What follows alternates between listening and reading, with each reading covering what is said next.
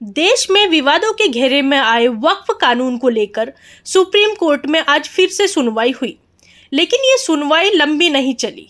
मुख्य न्यायाधीश जस्टिस संजीव खन्ना की अगुवाई वाली पीठ ने इस मामले की सुनवाई अब 15 मई तक के लिए टाल दी है। असल में मुख्य न्यायाधीश जस्टिस खन्ना 13 मई को रिटायर हो रहे हैं। ऐसे में उन्होंने खुद ये कहते हुए सुनवाई को टालने का फैसला लिया कि अब इस मामले की सुनवाई नए सीजीआई यानी जस्टिस BR गवई की अगुवाई में होनी चाहिए। हालांकि सुनवाई के दौरान सीजीआई संजीव खन्ना ने इतना जरूर कहा कि इस नए कानून को लेकर कुछ बातें साफ होनी चाहिए, लेकिन क्या वो बातें कानूनी व्याख्या से जुड़ी है या प्रशासनिक प्रक्रिया से, यह अभी स्पष्ट नहीं हुआ है। गौरतलब है कि संसद में पास हुए वक्फ संशोधन कानून को लेकर कई याचिकाएं दायर की गई थी, जिनमें इसकी संवैधानिकता को चुनौती दी गई। आइए जानते हैं याचिकाकर्ताओं का क्या कहना है। देखिए, आज जो है चीफ जस्टिस साहब ने इसमें नई बेंच बनाने के लिए कहा है, तो 15 को नई बेंच बनेगी। अब उसमें क्योंकि उन्होंने ये भी कहा है कि जो एफिडेविट सरकार ने दिया है हमने वो ठीक से पढ़ा नहीं है, क्योंकि वो रिटायर हो रहे हैं उन्होंने कहा है, तो नई बेंच इसको सुनेगी। जस्टिस गवई की अध्यक्षता में वो सुनेगी और मोटे मोटे ऑब्जेक्शन जो हमारे भी हैं, जो हमने भी, क्योंकि एफिडेविट जो उन्होंने केंद्र ने फाइल किया हमने भी उसका जवाब दाखिल किया। जैसे उसमें इन्होंने कहा है कि एनी मेंबर वक्फ बोर्ड जो गठित होता है उसमें एनी मेंबर कहा, पहले वह मुस्लिम था, तो अब एनी में तो कोई भी आ जाएगा।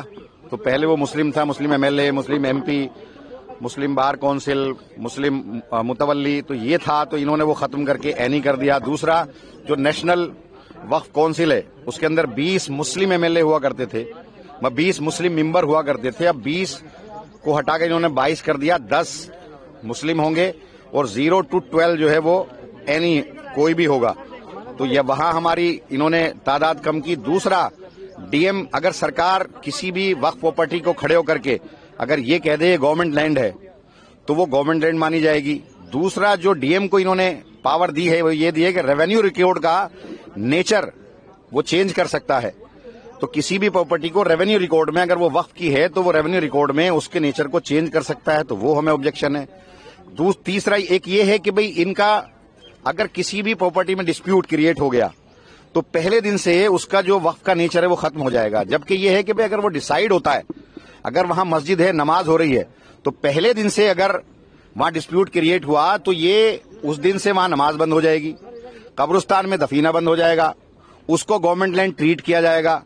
जबकि होना ये चाहिए कि अगर उस पर कोई डिस्प्यूट है और जब तक के कोर्ट का आखिरी वर्डिक्ट नहीं आता, फैसला नहीं आता, तब तक वहां उसका नेचर चेंज नहीं होना चाहिए जो अभी तक होता था। अगर नमाज वहां हो रही है तो नमाज होती थी, दफीना वहां हो रही है दफीन, तो कोई भी डिस्प्यूट क्रिएट कर देगा। तो ये मोटे मोटे जो हैं, और वक्फ बाई जो यूजर है हमारा उस पर ऑब्जेक्शन है ही, मेंबर जो बोर्ड का कॉन्स्टिट्यूशन है उस पर है ही। तो अब कोर्ट ने कहा है, आज जस्टिस जज साहब ने ये कहा है कि जो रोक चली आ रही थी वो ऐसे ही रहेगी, कोई उस पर छेड़छाड़ नहीं करेगा, लेकिन नई बेंच उसको सुनेगी। 13 तारीख को चीफ जस्टिस रिटायर हो रहे हैं। उन्होंने कहा कि आप लोगों ने जो फाइल किया है दोनों तरफ से, दोनों पक्ष ने जो फाइल किया है मैंने वो सब देख लिया है, तो इस पर हमको थोड़ा सा विस्तार की सुनवाई करनी पड़ेगी। तो आप बताएं कौन सा दिन ठीक रहेगा। तो वो दिन निकालने में ये हुआ कि उस दिन तो आप किसी और बेंच में बैठेंगे, जो लास्ट डेट होता है, ये होता है वो होता है, तो होते होते वो 15 तारीख के लिए तय हुआ है कि 15 तारीख को इसकी सुनवाई होगी। अब गवर्नमेंट का जो एश्योरेंस था उसको लेकर क्या होगा? एश्योरेंस तो रहेगा, एश्योरेंस तो रहेगा जब तक इसकी सुनवाई नहीं हो जाती तब तक एश्योरेंस तो रहेगा। बिकॉज आइडिया ये था कि उन्होंने एश्योरेंस दिया है, उस एश्योरेंस पर ही इसको स्थगित किया गया था, और वो जब तक सुनवाई नहीं हो जाती वो एश्योरेंस रहेगा।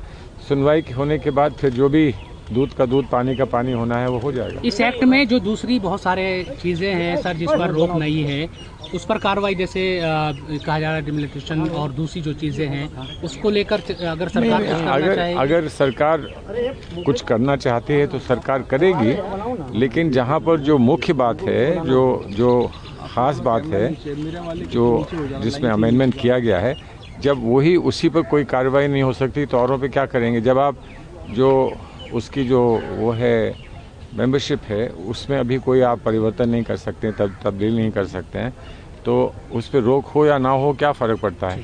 दूसरी बात जो रजिस्ट्रेशन का जो कि ख़ास विशेष समस्या है कि वक्फ बाय यूज़र पे जो रजिस्टर्ड नहीं हैं उनको वक्फ बाय यूज़र नहीं माना जाएगा। उस पर भी जब सरकार की तरफ से ये आ गया है, ये बात आ गई है कि हम उसमें कोई स्टेटस में कोई परिवर्तन नहीं करेंगे, तो अब कोई ऐसी बात बची ही नहीं है, कोई बात बची नहीं है। लिमिटेशन एक्ट का है मामला, तो उस पर तो ना रोक लगी ना किसी ने कुछ कहा है अभी। तो लिमिटेशन एक्ट में हो सकता है कि आप कोर्ट के सामने जाएं और लिमिटेशंस आड़े आता हो तो कोर्ट उस पर सुनवाई ना करे, वो अलग बात है।